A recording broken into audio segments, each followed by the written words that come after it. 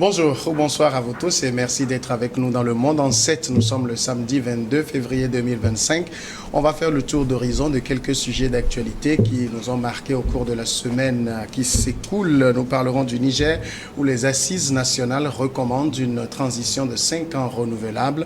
On évoquera également l'actualité à l'est de la République démocratique du Congo. Le président Félix Tshisekedi qui sollicite l'aide militaire du Tchad pour venir à bout des rebelles du M23 soutenus par le Rwanda. Au niveau du Sénégal, c'est ce rapport d'audit de la Cour des comptes qui fait couler beaucoup d'encre et de salive. Le rapport pointe des malversations financières sous le régime Macky Sall. Et puis le Togo, on va parler de ces sénatoriales qui se sont déroulées le samedi passé.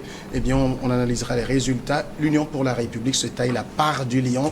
Quelques opposants tirent également leur épingle du jeu. Deux invités sur le plateau avec moi pour faire ce débat.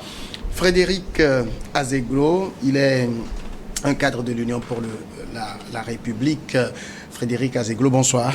Bonsoir Samuel, j'espère que vous allez bien. Très Moi bien. Je vais bien aussi. Merci. Merci à vous d'être notre invité. Face à vous, Georges Hérault. Georges Hérault est également cadre du Cercle des leaders émergents, un autre parti politique de l'opposition. Cette fois-ci, Georges Hérault, bonsoir. Bonsoir Samuel, bonsoir aux téléspectatrices et téléspectateurs de New World Info. Merci pour l'invitation. Et merci à vous aussi d'accepter l'invitation de l'émission Le Monde en 7. Tout de suite, nous prenons la direction du Niger pour commencer. Je le disais, les Assises nationales proposent une transition de 5 ans. Les participants aux Assises nationales du Niger ont proposé donc une durée de 5 ans de transition. C'est ce qu'a annoncé jeudi le président de la Commission nationale de ces Assises, M. Mamoudou Harouna. Les participants aux Assises ont, dans leur écrasante majorité, recommandé une durée minimale de 5 ans renouvelable. C'est ce qu'il a déclaré donc lors de la cérémonie de clôture de ces assises qui était présidée par le chef du Conseil national pour la sauvegarde de la patrie et président du Niger, Abdourahmane Tchiani.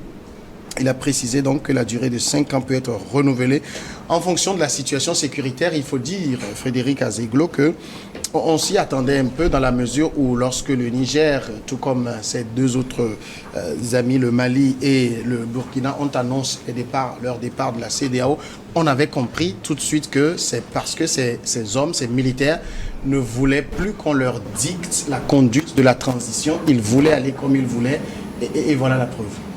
Oui, une transition d'une durée de 5 années renouvelable, on ne sait pas combien de fois ça sera renouvelable. Je suis en train de trouver que c'est juste, il s'agit de formaliser une transition qui est décriée par beaucoup de démocraties et certains citoyens nigériens et certains Africains aussi. Quoi qu'on dise, que voilà, les militaires sont venus pour réparer, pour faire ceci, ils font bien, ils font cela. Mais ça, cette histoire de transition, selon moi, n'est qu'une pierre dans leur jardin. Parce qu'on ne peut pas dire que voilà, nous allons faire une transition renouvelable, de 5 années renouvelable, comme une fois la transition de 5 années sera renouvelable. Donc la transition de 5 années devienne comme un mandat présidentiel, entre guillemets. C'est bon. Il va falloir que quand même on revoie et qu'on trouve des termes plus indiqués pour parler de cette transition renouvelable autant de fois ou une fois ou 3 fois ou autant de fois qu'on le peut. Limité dans le temps. Justement, on ne sait pas jusqu'à quand cette transition va finir. Puisque quand le pouvoir deviendra excellent, on trouvera une astuce pour dire voilà, il y a la guerre ici, il y a la guerre ça, et là non. Quand vous venez balayer, finissez de balayer, et bon, faites aussi autre chose. J'en ai terminé pour le moment. La transition de 5 ans, Frédéric Azeglo le disait, c'est un mandat. Bon, on dirait que c'est un mandat, mais de toute façon, ils appellent ça la refondation. Ce n'est plus la transition, c'est de travailler en fait à ce que un certain nombre de choses que le Conseil a décriées puissent être rétablies. Je pense qu'ils sont dans la logique du coup d'État, parce que quand ils étaient arrivés, le problème était qu'il y a l'insécurité, il y a le fait que le Niger ne collabore pas avec les autres tels que le Mali et le Burkina.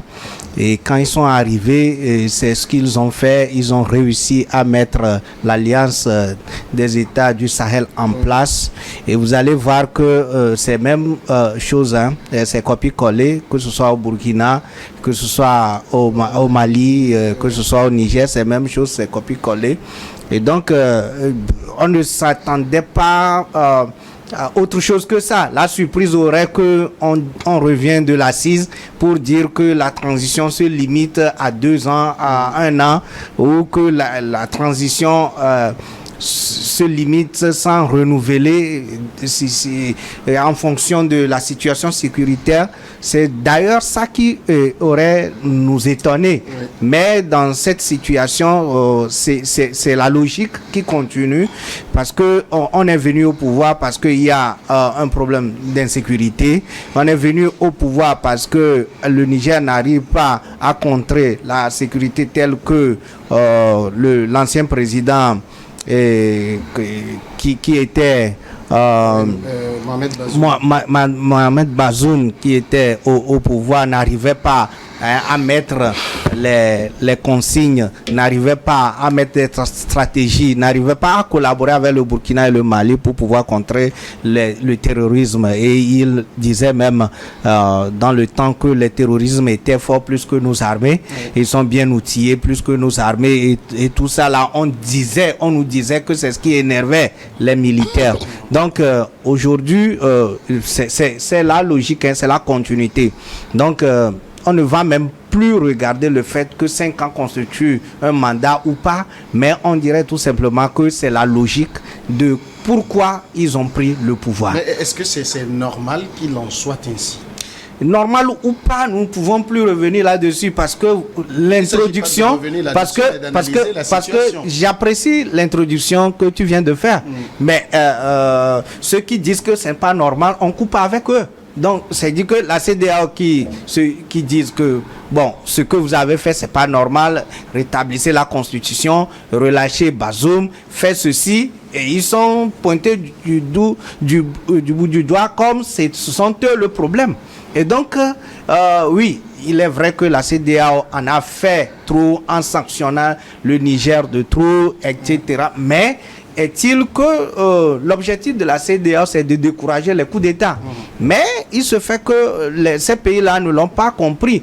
Et selon ce que nous voyons, c'est que la majorité des populations, selon ce qu'on nous affiche, hein, la majorité de ces populations-là sont derrière les transitions. Et donc, qui suis-je, moi, si leur population est derrière et qu'ils supportent la transition et que la transition devient le messie?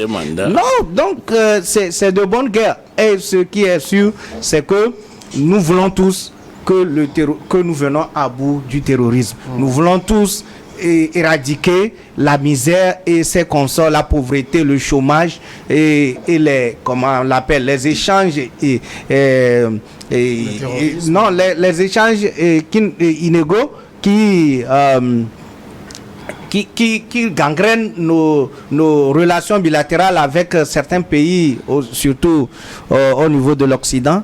Mais si ils peuvent rétablir cette égalité, pour que l'inégalité s'efface à jamais dans nos échanges, bon, pourquoi pas. Donc moi je pense que on ne va pas forcément dire est-ce que c'est bon ou ce n'est pas bon. Est-ce que l'objectif pour lequel ils sont arrivés est atteint? Est-ce qu'il y a une évaluation? Parce que vous allez voir que l'assise, il y a beaucoup qui ont boycotté. Oui. Il y a beaucoup de corps de métier qui ont boycotté, qui ne veulent pas participer à cette assise.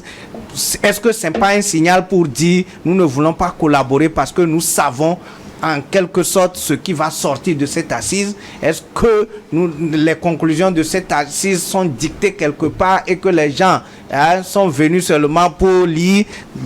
Il y a tous ces genres de choses que nous pouvons poser comme question. Mais est-il que si la population est satisfaite, nous faisons quoi? Nous sommes derrière pour les accompagner. Alors Frédéric Azeglo, est-ce que vous pensez que justement, parce que quand on regarde les militaires, on dit ils sont en train de lutter contre le terrorisme, ils sont en train de régler la situation sécuritaire, donc du coup, laissons-les faire ce qu'ils veulent, tant qu'il donne des solutions aux problèmes des Nigériens. C'est comme ça on doit le voir. Bon, il y a un problème qui gangrène toute la région, même le monde entier, c'est le terrorisme. Alors le terrorisme devient une monnaie d'échange de très haut niveau. Et quiconque veut faire quelque chose pour être écouté dit « je lutte contre le terrorisme ». Tout quelqu'un qui veut faire quelque chose, qu'on veut lui dire non, il dit non, c'est le terrorisme que je veux combattre. Bon, si réellement le général Tiani combat le terrorisme, il essaie dans son corps, dans son âme, qu'il combat le terrorisme comme cela se doit, bon, il n'a qu'à avancer. Comme le dit mon co-débatteur, si les Nigériens s'allient derrière ce que Tiani dit qu'il fait et qu'il trouve que c'est bon, nous, on n'a pas de devoir. Cependant, je suis en train de voir qu'il y a plein de Nigériens qui décrient la transition. Beaucoup de personnes disent... Il y a eu même plusieurs corps constitués qui ont rejeté l'invitation à justement. Aux assises. Et donc, c'est pas si c'est ceux qui ont participé au dialogue ont été triés soigneusement pour qu'ils viennent dire oui au projet de renouvellement infini de mandat de transition. On ne sait pas si c'est ce qui a été fait, mais il faut que ceux qui nous dirigent en Afrique, il faut que ceux qui sont aux affaires fassent en sorte que les Africains soient unis.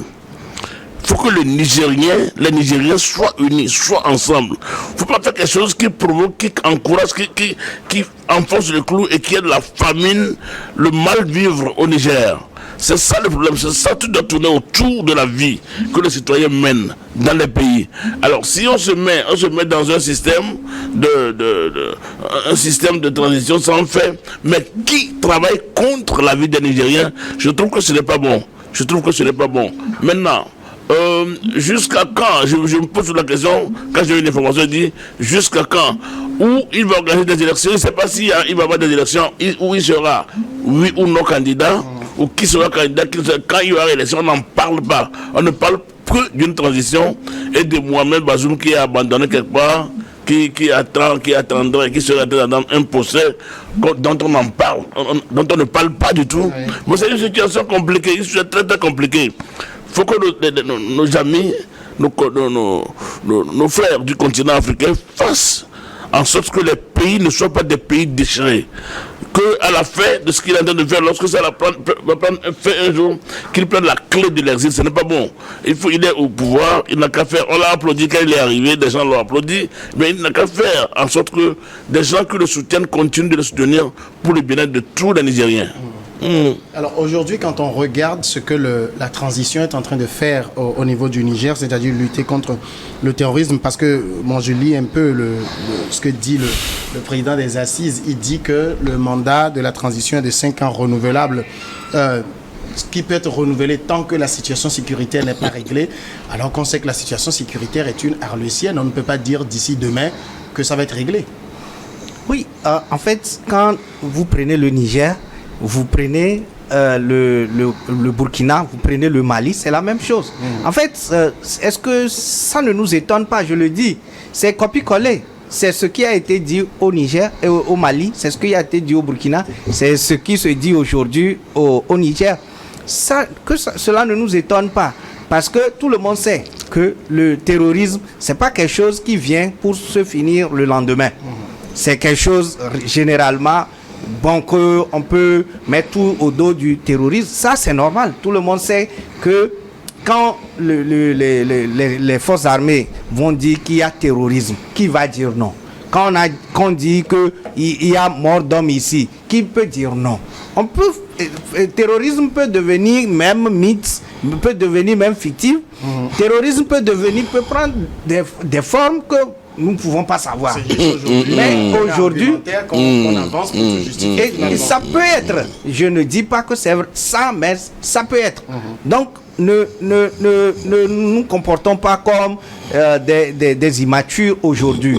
Ce qui est sûr, c'est que c'est AES. Et donc, il y a une harmonisation des discours, il y a une harmonisation des projets, il y a une harmonisation même des mandats de la transition. Oui. Donc, vous voyez, ça parce devient... que le Burkina fait un peu la même chose.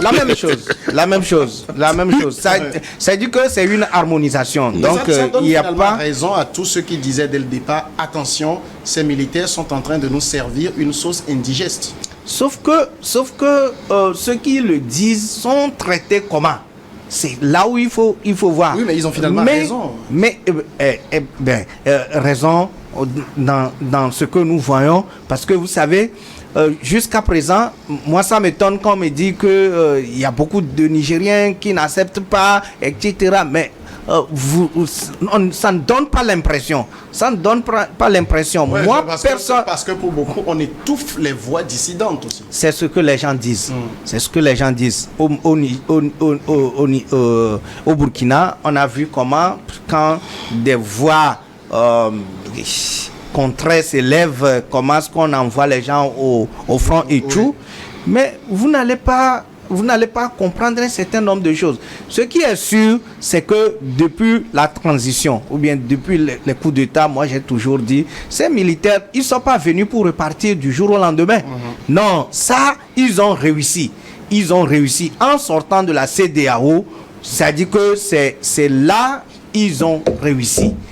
Parce que c'est la CEDEAO qui devient ce maître, ce bourreau, qui demande à chaque fois les comptes, qui demande les évaluations par rapport au projet de transition pour voir les avancées, qui insiste à ce qu'à un moment donné, les gens s'asseyent pour discuter franchement. Mais ce maître-là, on est arrivé à se séparer, à se séparer de lui. Mais contre vents et marées, parce que quand vous voyez, vous pouvez être d'accord avec moi que l'AES perd beaucoup en sortant de la CEDEAO économiquement. Mais pour certains, non, ils ne perdent rien. Mais les avantages que nous avons en étant dans la CEDEAO, nous le savons tous. Et d'ailleurs, pour des gens, des hommes avisés, quand ils sont sortis, les gens pensaient que CEDEAO allait éclater. Mais la résilience de la CEDEAO a étonné beaucoup de personnes. Mais aujourd'hui, que ce soit les connexions douanières et tout, c'est maintenant qu'on est en train de réadapter les choses en fonction de l'AES. Même leur passeport dont on criait aujourd'hui, ça devient notre problème. Vous voyez ce que les populations du nord du Nigeria sont en train de dire. Ils crient parce que quand vous rentrez dans le Niger avec les passeports CEDEAO, il paraît que ça devient un autre problème. Il y a de raquettage, etc. avec les passeports. Pourquoi? Parce que les gens deviennent aigris. Le passeport de l'AES n'est pas encore un passeport qui a beaucoup de poids. Oui.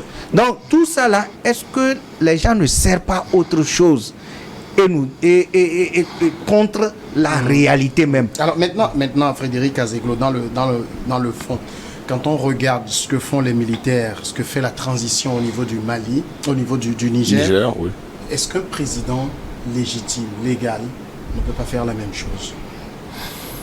Si un président légitime élu, oui, c'est légitime et légal. Naturellement. Tout le monde peut faire ce qu'est en train de faire Tiani au Niger. Si Tiani, juste après 6 mois après son coup d'État, il dit voilà, on est en train de faire quelque chose qui ne marche pas, organisons des élections, et à la fin, un civil ou un militaire devenu civil est élu à la tête du Niger, il peut combattre le terrorisme. Il va combattre le terrorisme. Preuve, notre président togolais combat le terrorisme au nord. Le terrorisme est combattu chez nous. Alors c'est un président élu, jeune civil. Alors il n'a pas besoin de faire un coup d'État pour dire je suis en train de combattre le terrorisme. Donc c'est ce que je suis en train de dire. Il faut que les Africains cessent de faire tailler un truc à leur propre mesure. Il faut voir les intérêts de nos populations. Mon coup de débatteur est en train de parler de la situation financière dans les pays de l'AES. Ça va être difficile. Ça va être difficile. Les conditions douanières. Par exemple, un produit fabriqué dans la zone CEDEAO obéit à un système de dédouanement en moins par rapport à un produit qui vient de la Chine ou de la France, de l'Inde par exemple. Les droits de douane, les taux de douane cumulés qu'on paie pour un produit fabriqué dans la zone CEDEAO fait à peine 21% contre 49,5% pour une marchandise qui vient de la Chine, par exemple. Ça veut dire, dès que cela sortent, c'est des militaires. Ils disent, nous sortons juste pour justifier leur préfecture. Ils entraînent leur peuple dans un truc qu'ils ne peuvent pas expliquer eux-mêmes.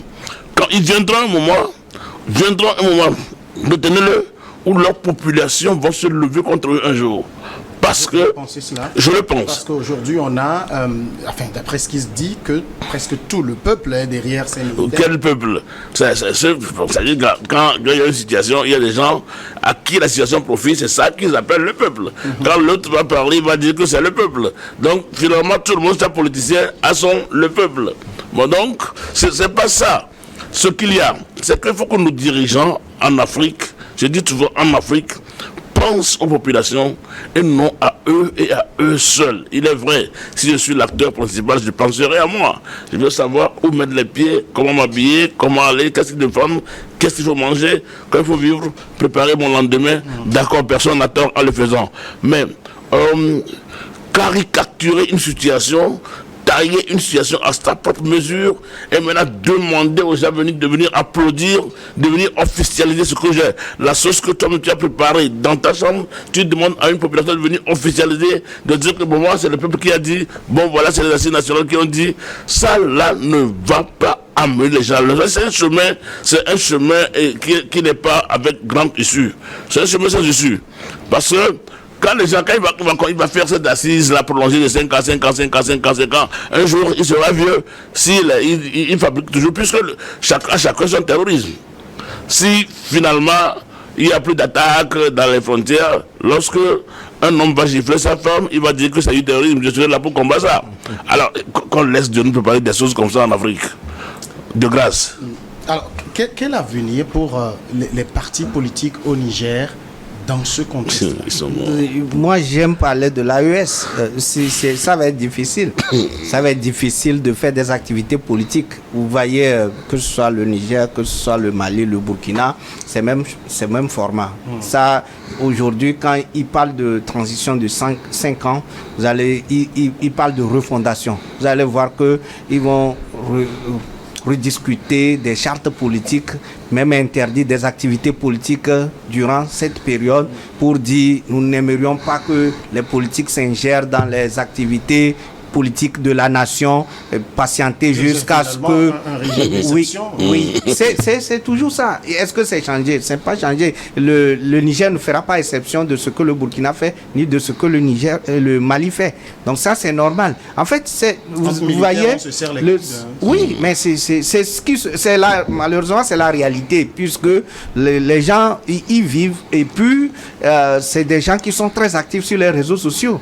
Et puis la population se résume vraiment à ces activistes qui sont sur les réseaux sociaux, qui ont créé, qui créent 1000, ils créent 1000 comptes et peuvent faire commentaires pour dire, quand vous voyez 1000 commentaires, c'est des 1000 commentaires qui sont contre la vérité. Et donc quand vous voyez, vous lisez, pour vous, ceux qui sont novices vont dire, mais ça veut dire que quand il y a plusieurs commentaires qui vont à l'encontre, c'est que la personne ne fait pas d'analyse.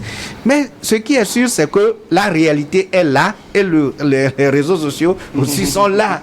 Si vous vivez bien dans ces transitions-là, c'est bon, c'est de bonnes guerres, c'est des frères africains. Tout ce qu'on souhaite pour le Niger, pour le Burkina, pour le Mali, c'est qu'en sorte qu'ils viennent à bout du terrorisme réellement, qu'ils soient soudés, qu'il y a la cohésion sociale, qu'il y a la paix et que le pays soit vraiment sur les rails du développement. C'est ce que nous souhaitons tous. Pourquoi moi je peux vivre en paix ici au Togo et souhaiter autre chose pour les gens du Niger? Pourquoi nous lançons notre pays sur la voie et renforçons notre processus démocratique et moi je vais souhaiter autre chose pour le Niger, le Mali et le Burkina? C'est ce que nous vivons, que nous souhaitons pour les autres. Vous pensez que les partis politiques sont morts?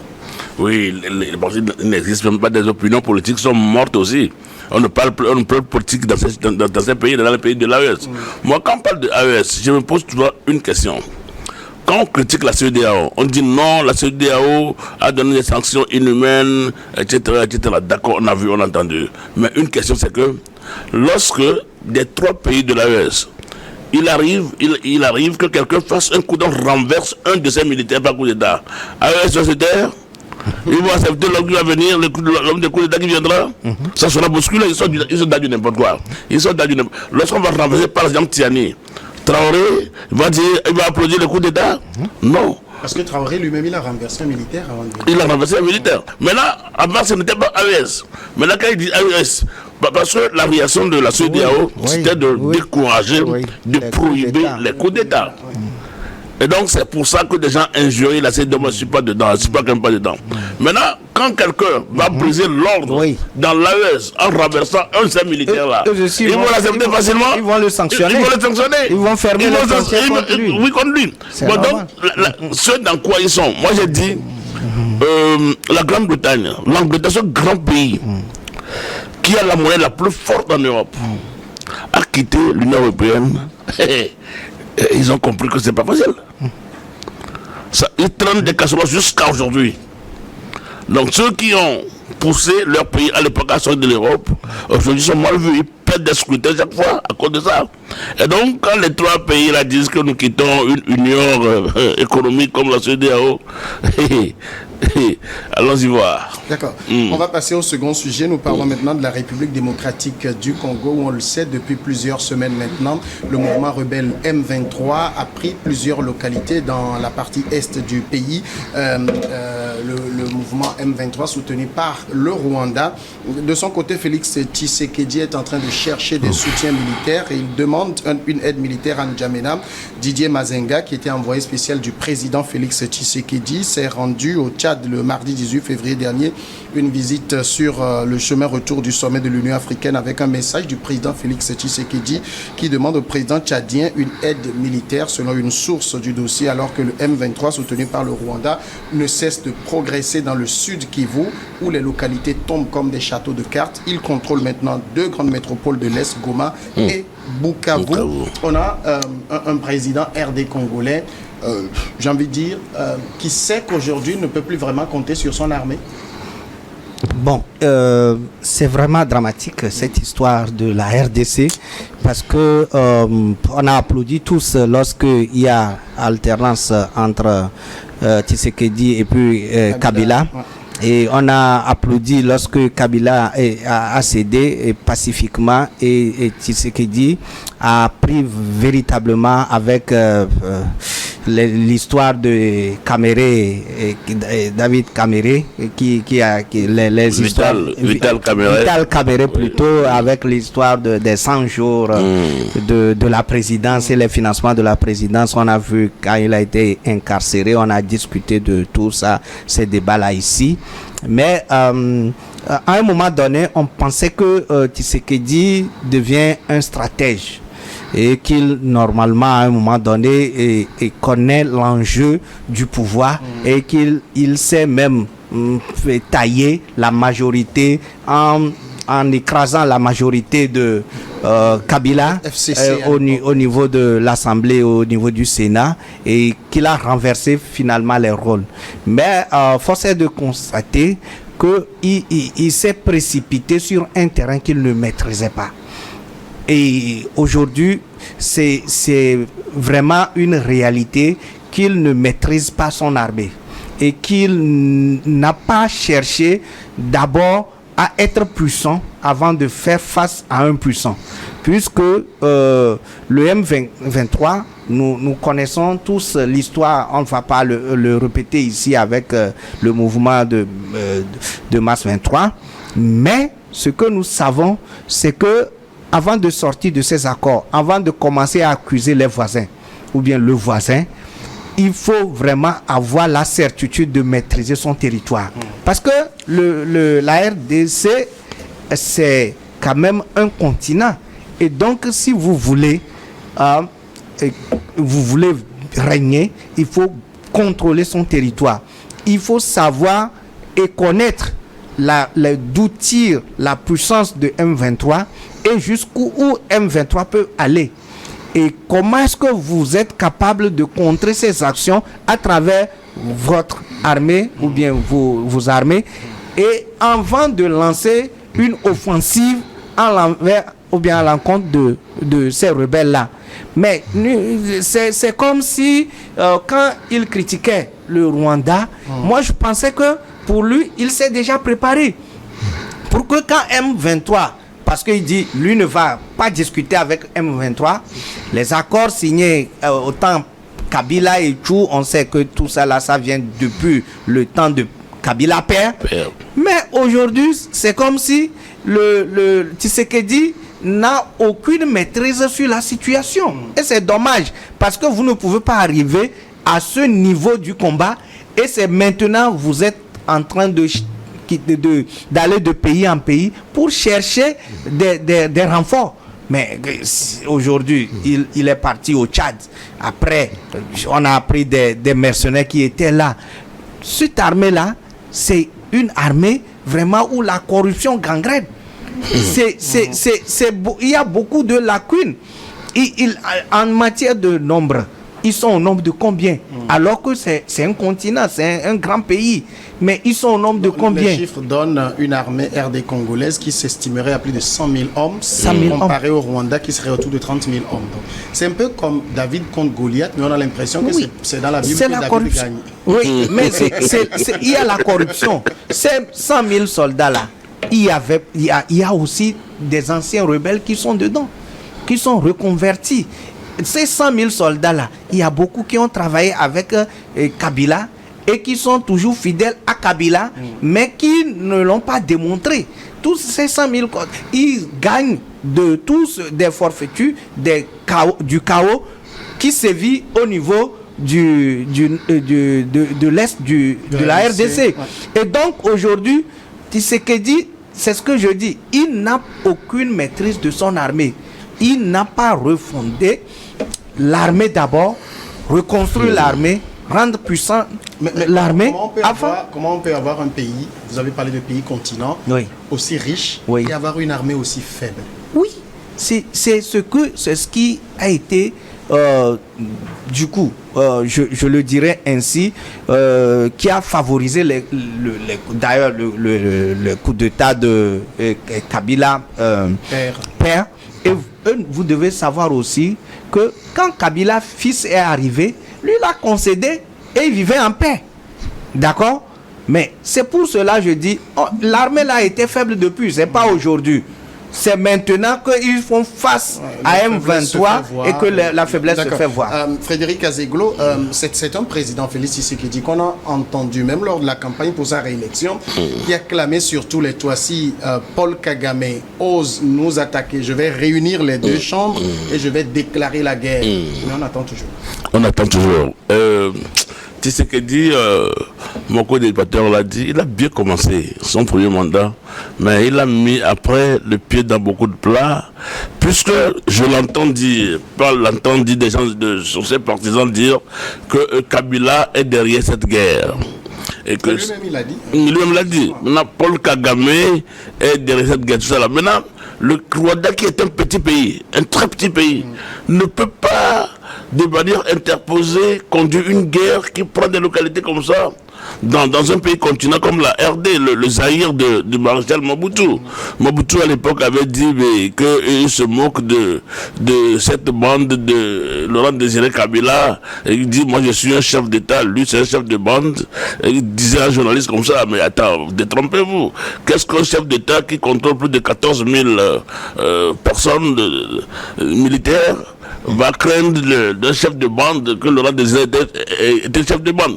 Mais l'histoire risque de se répéter quand une bande comparer les 30 000, mais qui ne viennent même pas combattre M23. Oui. M23 fait en train de secouer. C'est quelques milliers d'hommes. Ah oui, quelques milliers. Une armée de 100 000 hommes. Ça fait réfléchir. Ça fait réfléchir. Je crois qu'il est un peu exagéré de dire, bon voilà, M23, je ne peux pas négocier. Mais quand. Il considère qu'un État comme lui, il représente aujourd'hui, ne peut pas s'asseoir à la table avec un mouvement rebelle. Il est obligé de le faire. Puisque là, ce qui étonne et Félix Tshisekedi et qui m'étonne aussi, c'est que ce que nous appelons la communauté internationale ne dit rien. et de ne faire rien. Il y a quelques condamnations. Oui, juste de principe, et puis on laisse le truc évoluer. On laisse la situation évoluer. Et ça fait ça de vouloir faire claquer et Félix Tshisekedi. Personnellement, Félix Tshisekedi, c'est quelqu'un que je l'aime beaucoup. Parce que j'ai dit, bon voilà, son père a combattu, il est mort. Et lui, il vient récolter, manger le fruit du travail que son père a fait. Chaque fois que je le vois, il dit, ouais, c'est comme ça la vie doit être. On n'est pas forcé de manger ce qu'on a fait. Il faut travailler partir pour que la génération suivante puisse bénéficier du travail que quelqu'un a fait. Et maintenant, quand je suis en train de voir, puisqu'on lui peut donner l'intention de vouloir s'éterniser au pouvoir, parce que il avait un projet de la Constitution. Et puis c'est dans la foulée que tout ceci voilà. Maintenant, je suis en tout cas, je peux dans ce qu'il dit, je suis en train de voir que cette guerre n'est pas en train d'être progressée pour le retenir de manière à ce qu'il ne puisse pas avoir le temps pour cette révision constitutionnelle qui sera le truc de le maintenir, de le faire assouvir ses besoins. Et l'homme, un des hommes les plus mal à l'aise sur nos continents aujourd'hui s'appelle Félix Tshisekedi. Il n'a qu'à aller à la table de négociation avec, puisque même si tu es un continent, que tu es un grand pays et quelqu'un a les armes, il est plus fort, il faut aller parler avec lui. Il faut aller parler avec lui. Remettre les parce que il a mis à l'eau beaucoup d'accords qui ont été signés lorsqu'on est arrivé au pouvoir. Martin Fayulu n'a jamais cessé de dire que Tshisekedi a été nommé président par Kabila. Il a été nommé, c'est Fayulu Martin qui le dit, qu'il a été nommé président par Kabila et que Félix Tshisekedi n'a jamais gagné d'élection. Je ne le dis pas, je vais répéter ce que Fayulu a dit. Mais si lui-même est conscient de tout cela, je crois que il ne doit pas s'éloigner des accords non dits qui eux-mêmes ont signé entre eux, quand personne n'a vu. Je crois qu'il faut rester accroché à ces choses-là pour préserver la paix. Quand on parle de 3000 morts à Goma, c'est pas bien écouté. 3000 morts à Goma, il est président, il est en train de faire quoi? Et dans ton pays, le pays que tu contrôles, une armée illégale vient tuer 3000 personnes et prendre des localités. On prend Goma, on prend Bukavu, mais où allons-nous avec tout ça? Il faut que Tshisekedi revienne à la table des négociations. Alors, on a donc son émissaire qui a remis sa demande au président tchadien, le général Mahamat, le maréchal maintenant. Idriss Déby. Alors, ils disent, le Tchad dit, nous allons examiner la demande, mais souhaite respecter les voies légales, qu'elles soient nationales ou internationales, tout en privilégiant l'option du dialogue conformément aux résolutions du sommet des chefs d'État de l'EAC et de la SADC. J'ai envie de poser la question, est-ce qu'aujourd'hui, la RDC, Félix Tshisekedi, a-t-il des amis sur qui il peut compter réellement? Est-ce qu'avec cette démarche-là, ça ne montre pas plutôt que s'il avait des amis, il devait y avoir plutôt la communauté de l'Afrique centrale qui doit piloter cette assistance-là, ce secours-là, au lieu d'aller au niveau du Tchad, d'abord voir le Tchad, et c'est au Tchad maintenant de dire, nous préférons l'approche communautaire et internationale.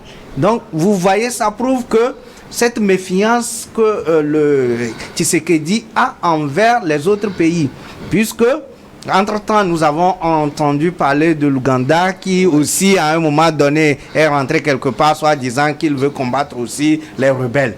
Et ça là, on ne sait pas si c'est des accords aussi ou pas. Et quelqu'un dit, un grand homme dit que les paroles lient les hommes, comme la corde lie les animaux sur place. D'accord? Ça veut dire tout simplement que quand vous avez des accords ou que vous avez des attentes, on ne se lève pas du jour au lendemain pour faire ce qui se passe par la tête. Parce qu'aujourd'hui, Tshisekedi a d'énormes difficultés, même en interne. Vous savez pourquoi? Au-delà de la Constitution, la loi sur, comment vous l'appelez, et sur la peine de mort. Ça, aujourd'hui, n'encourage même pas la partie adverse, le M23, aussi à un certain nombre de discussions. Parce qu'on vous attrape, on vous tue. Maintenant, si... En même temps, quand vous aussi vous tuez des gens... non, ça se comprend, ça se comprend. Mais sauf que nous sommes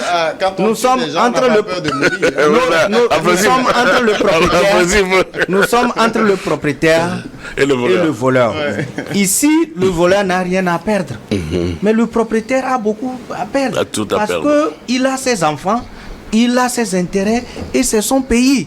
Mais il faut être rusé, il faut être malin, il faut être sage. C'est-à-dire que vous allez à cette discussion-là en sachant très bien que ces gens-là, leur vie importe peu. Peut-être, parce que s'ils ont pu prendre l'arme, c'est-à-dire que ça veut dire que ça donne beaucoup de choses.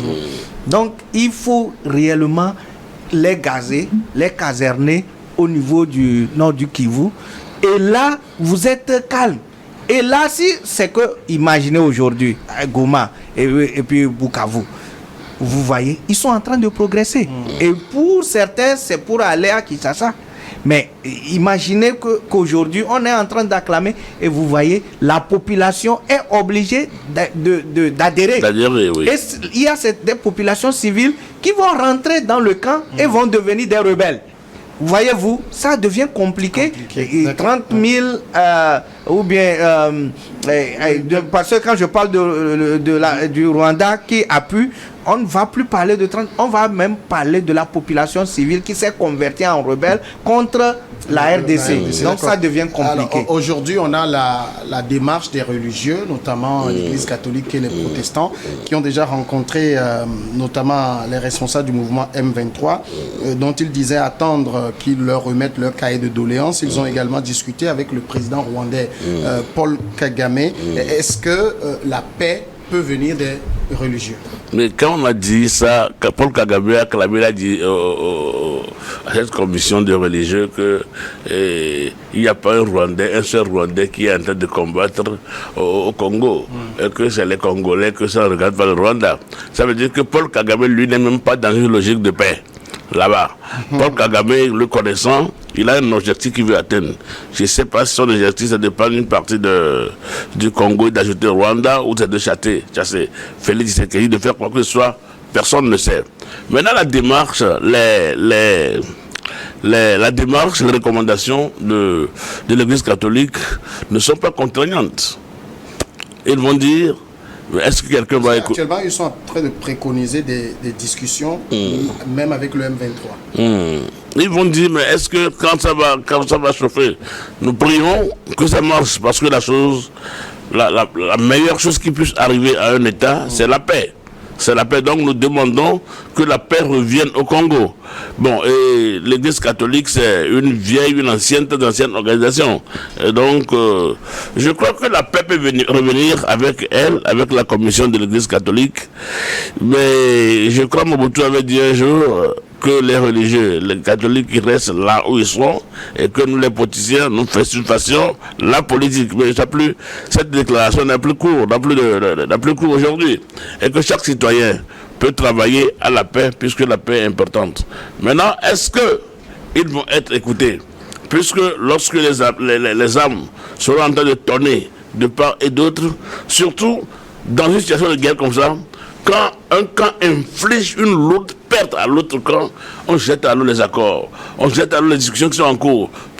On veut aller lui répondre à ça d'abord, avant de revenir. C'est cette histoire-là qui a fait traîner Israël et le Hamas dans cette guerre qui, heureusement, est en train de connaître une fin, voilà, aujourd'hui. Donc, on espère la paix avec les catholiques au Congo. Comment voyez-vous une solution pacifique se pointer à l'horizon? C'est compliqué, c'est très compliqué parce que vous savez, les catholiques avec l'histoire d'ascension de Tshisekedi, on le connaît parce que les catholiques avaient beaucoup soutenu Fayulu et il y avait, nous connaissons cette histoire-là. Donc moi ça ne m'étonne pas quand les catholiques veulent rencontrer ou bien discuter avec Kagame ou discuter avec M23. Je pense que en situation difficile, celui qui apporte l'eau, celui qui apporte quelque chose est accepté. Et quand bien même que peut-être on a quand même de retenue par rapport à sa démarche, on l'accepte parce que du moins c'est la paix qu'on veut. Et si ça peut provenir de cette commission des églises, tant mieux. Si dans le cas contraire, c'est ce qu'on est en train de faire en allant au Rwanda ou bien au Tchad, en demandant au Tchad de nous supporter. Aujourd'hui, il y a l'Afrique du Sud aussi qui est sur le terrain. Oui. On sait ce que ça donne. Que dans l'opinion sud-africaine, on n'apprécie plus trop cette guerre. Ils ont déjà perdu 14 militaires. Exactement. Donc ce qui fait qu'aujourd'hui, Tshisekedi est dans une situation compliquée. Quand bien même que... Il ne peut que compter sur lui-même. Il peut pas, parce que compter sur lui-même, c'est revenir à dire compter sur son armée. Or, son armée aujourd'hui, l'armée même ne compte pas sur elle. C'est-à-dire qu'aujourd'hui, l'armée, aujourd'hui, ils se disent, les généraux, tout ça là, ils vont toujours communiquer avec leur ancien camarade Joseph Kabila, et ça va lui faire mal. Puisque aujourd'hui, que soit le cas, il accuse Kabila, mais Kabila c'est de bonne guerre pour lui, puisque entre-temps vous avez mis le plat sur le pied sur les plats, tout ce que vous avez discuté entre vous, vous ne respectez rien. Et là, aujourd'hui, pour Kabila, moi je crois que c'est bien fait pour lui. Et il va se dire, il va se frotter les mains. Mais je n'arrive pas à comprendre ce qu'il dit. Parce qu'il a beaucoup d'ennemis, il y a beaucoup d'adversaires, il y a beaucoup d'adversité. On vient de parler des catholiques. Les catholiques, en faisant, c'est l'amour du pays. En le faisant, c'est la paix qu'ils veulent. Mais c'est des gens qui ont quand même des choses, des griefs contre Tshisekedi. Et ils l'ont démontré.